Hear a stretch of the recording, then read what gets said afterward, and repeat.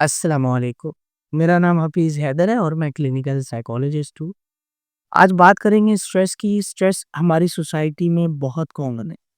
بہت سارے لوگ اس کو اپنی لائف میں فیس کرتے ہیں اور اس کے ساتھ سروائیو کرتے ہیں، اور سم ٹائم پیشنٹ اس کو اگنور بھی کر دیتے ہیں کہ کوئی بات نہیں، کچھ نہیں ہوتا، اور یہ عام سی بات ہے۔ آج کل ہر شخص کہیں نہ کہیں اسٹریس فیل کرتا ہے۔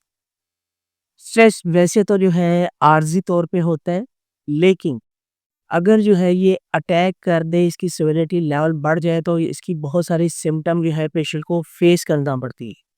وہ سب سے پہلے میں آج آپ سے یہ ڈسکس کروں گا کہ اس کی جو سمٹمز ہیں وہ کون کون سی ہو سکتی ہیں۔ سب سے پہلے انسان کی دل کی دھڑکن تیز ہو جاتی ہے۔ موجودہ حالات میں کسی بھی پریشانی کی وجہ سے دل کی دھڑکن تیز ہو جاتی ہے۔ نیند کا سائیکل ڈسٹرب ہو جاتا ہے۔ اس انسان کی نیند بہت زیادہ کم ہو جاتی ہے یا آتی ہی نہیں۔ پریشانی میں رہتا ہے، وہی سوچتا رہتا ہے جس کے بارے میں اسے فیئر ہوتا ہے، ورڈ رہتا ہے۔ اس کا سٹمک اپسیٹ رہتا ہے، اس کی بھوک ختم ہو جاتی ہے، اس کا ڈائجیشن سسٹم ڈسٹرب ہو جاتا ہے، کھایا پیا ہضم نہیں ہوتا۔ اس کا جو اڈرینل گلینڈ ہے وہ ڈسٹرب ہو جاتا ہے، اس کی سیکشل ڈرائیو کم ہو جاتی، اس کی ہیپینس کم ہو جاتی،